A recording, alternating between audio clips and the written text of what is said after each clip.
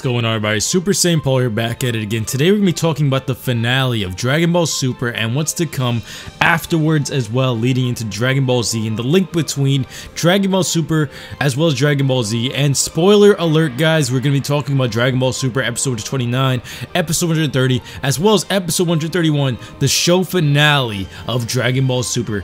If you guys don't want to be spoiled, make sure you guys click off the video right now. If you guys are going to stay, please hit me up with a like, subscribe, as well as turn on notifications for all news, information, updates, as well as upcoming discussions as what we're going to be doing with Dragon Ball Super the movie and video games, all this good stuff to be a part of the community. Anyway, thank you guys if you guys did in advance. We're going to be talking about the finale of Dragon Ball Super. Now, guys, what we basically know here at this point in time is that the final episode is titled very similar to the way Dragon Ball GT's ending was titled, and it's giving off the same vibe. We also know that Jiren and Goku are going to be duking it out in episode 129 and episode 130, but it's leaning towards Goku winning this fight because Mastered Ultra Instinct is just way too strong, way too powerful for Jiren, a character that hasn't been developed as much as other villains, and it seems as though he is going to get obliterated and fodderized, and then Goku's going to take the wish, probably resurrect everybody, and linking this into Dragon Ball Z's ending where Goku is inevitably going to end up meeting Oob. Now, some people are saying that he's not going to meet Oob, or Oob has never been mentioned or stuff like that. Oob has been mentioned in Dragon Ball Super, and the things that Dragon Ball Super has done is that they've actually managed to link a lot of Dragon Ball Z elements into Dragon Ball Super while keeping them still canon and didn't completely retcon them. Some of the things like the Potara rings in the beginning, they were just like changed up from being forever to only a certain amount of time. They nerfed that in a weird way, and small little bits and pieces of the show. They didn't give up all of the cards in terms of like changing the whole thing, and they still made it so that way Dragon Ball GT connects in a weird way. Even though Dragon Ball GT is not canon, it wasn't made by Akira Toriyama, it still connects to the overall timeline of things, and the power scaling leading into GT, if anything, still makes sense. Now, Dragon Ball Super had very little time to do anything because it was winding down to the very last moments of Dragon Ball Z where they met Oob.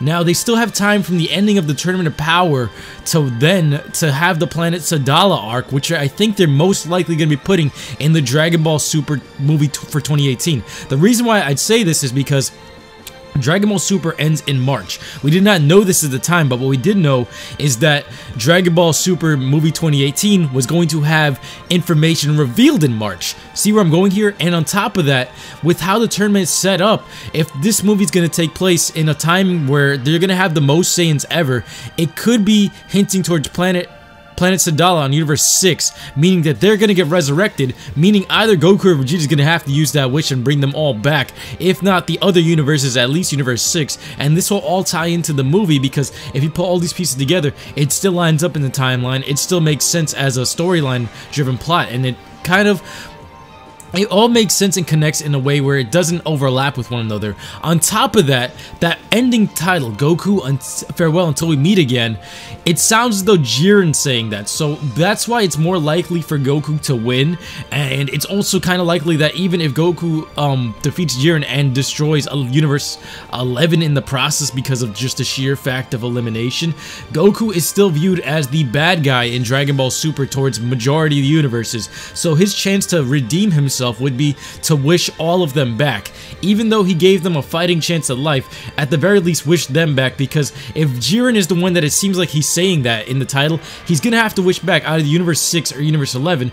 If Universe 6 is going to be what is going to be featured in the Dragon Ball Super movie, which is probably the best thing for them to do, which I'll go into in a second, if they just resurrect Universe 6, then Jiren's gone, and that seems like it's a title from Jiren, so they can't do that. I feel like Goku, to redeem himself and everything he's done in this tournament, he got his power, he got all these power-ups, everybody got power-ups, everybody got a bunch of character development, not as much as I would have hoped, because I would have honestly preferred Master Ultra Instinct to come later down in the line, but they dug themselves to a hole with that. They can still bring these characters back and they'll still be relevant to a story later on in the Dragon Ball realm, but just not in Dragon Ball Super because it has to end. And with them bringing back Universe 6, the reason why Universe 6 actually has the best ranking in terms of being revived out of every planet and why it's the best thing for them to move into the movie with is because the connection that Vegeta showed, especially in the defeat of Toppo and right before Jiren eliminated him, is that he just has a very, very strong pride for Saiyans, and Vegeta's character really, really thrusts us forward into their realm. And another reason why I bring this into question is because if it features the most Saiyans ever, you have to have the poster boys, Goku and Vegeta, be on that movie title poster, because we all know Goku and Vegeta, they sell tickets. They do sell tickets. If you see Goku and Vegeta on a movie poster anywhere near you, you're running to that movie theater and you're gonna go watch that movie, or at least most of us are, right? So they're gonna have to have the poster boy, which is Goku, especially out of everyone on that thing. So that's why I feel like it's gonna take place during this timeline, not in the past. They could have flashbacks in the past to when, if they want to make a connection with Yamoshi, they developed all of these things about the Saiyan cells and Yamoshi and the gods from the past, and him being the first original Super Saiyan god, and him having a potential connection to Goku and things of that nature. That's why it makes sense for them to have the movie in this present time. It makes sense for them to have it where the Saiyans are, Universe 6. It makes sense for them to revive both Jiren's universe as well as Cabba's universe, and have Goku being the poster boy for all of that. Now, where it ends after that Sadala arc is where it leads into Oob. Now, Oob, they have a bunch of things they could definitely do with the finale of Dragon Ball Super, which is just have it tie into the Dragon Ball Z ending and wrap up the entire thing right then and there.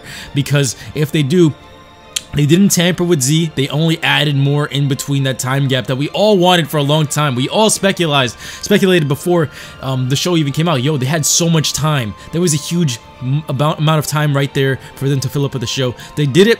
I think they did it a little bit too fast-paced, because I actually would have liked a lot more. They had so much more potential possibilities and outcomes with what they did here.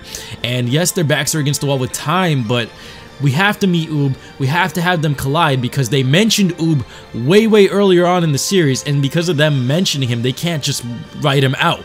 I would have actually preferred if they writ him out and saved him for later and just had that bridge into GT, if anything, or override both the ending of Z and GT. I would have honestly preferred that, because the show could have kept going. They didn't have to worry about overriding anything or trying to keep everything in place and trying to avoid plot holes. But at that point, it's kind of irrelevant.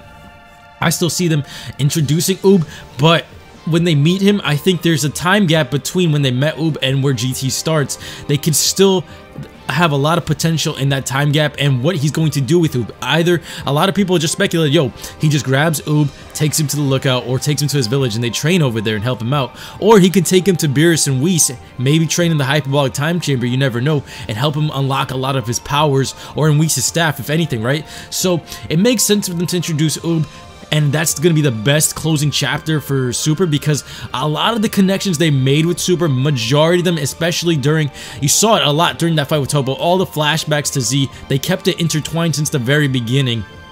With Majin Buu's defeat and everything back in the first few episodes, they try to keep everything super intertwined with Z, and I don't see them just ditching that just to not have Oob in the show. That's why Oob most likely will show up. They have to end it with him being featured, I guess, because they mentioned his name. He still exists, and for them to just retcon that wouldn't make sense. Now, that time gap between the GT and the Oob moment, I think that's the best place for them to work on. And if they want to completely override Dragon Ball GT, now is their chance, because as soon as they meet Oob, that's where they can take off. And maybe instead of them like making it seem like they trained him at Kami's Lookout, maybe he trained with Goku and the gods. Maybe he just went off and they fought other universes and other tournaments later on. You never know what happened in that time skip, but I honestly would rather them have them overwrite GT than anything, because the way they seem that they make this work out to is that Mastered Ultra Instinct is the strongest form of all time. However, the power scaling of what Goku has at the beginning of GT, it still adds up in a weird way towards Super, because base form Goku in Dragon Ball GT is the equivalent of a Super Saiyan 3 Goku in Dragon Ball Z/Super. So that's where it still kind of all connects, and it still all leads into the Omega Shenron ending all the way at the end of GT. But I don't want it to be like that, because a lot of people say, yo, GT didn't happen, GT is not canon.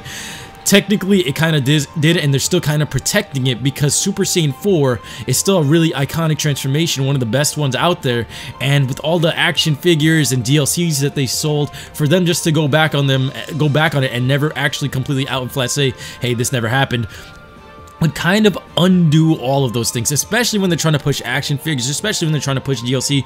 You can't just say, hey, these don't exist, really.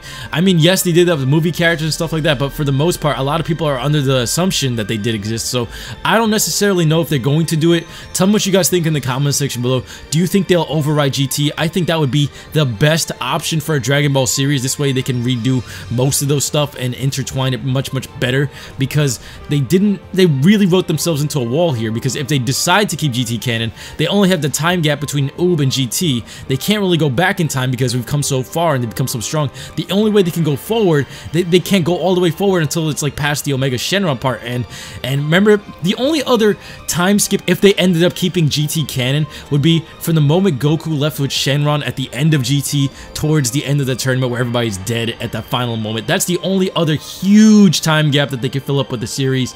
Otherwise, they have to retcon GT, if anything. Tell me what you guys think they're going to do in the comment section below. Are you guys excited to meet Oob? Do you guys like Oob as a character? I think Oob should get just, if they do introduce him and they start a new series, he should get a little bit more screen time. He wasn't really one of my favorite characters ever, really. He was actually kind of underutilized in GT, and I was kind of hyped at seeing him, but at the same time, I wasn't in Z. I was just like, oh, cool.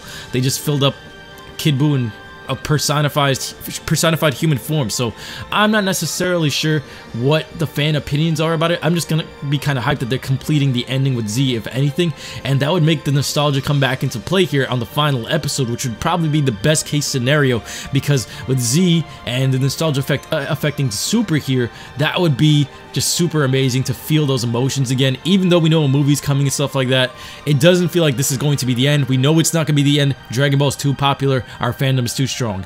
Anyway, thank you guys so much for watching. If you guys got this far, give me a hashtag Ultra Instinct Oob if you guys did. Thank you guys so much. Smash that like button, subscribe, as well as turn on notifications for more news, information, updates, and discussions, as well as gameplay. I'll be seeing you guys next time. Take care. Peace.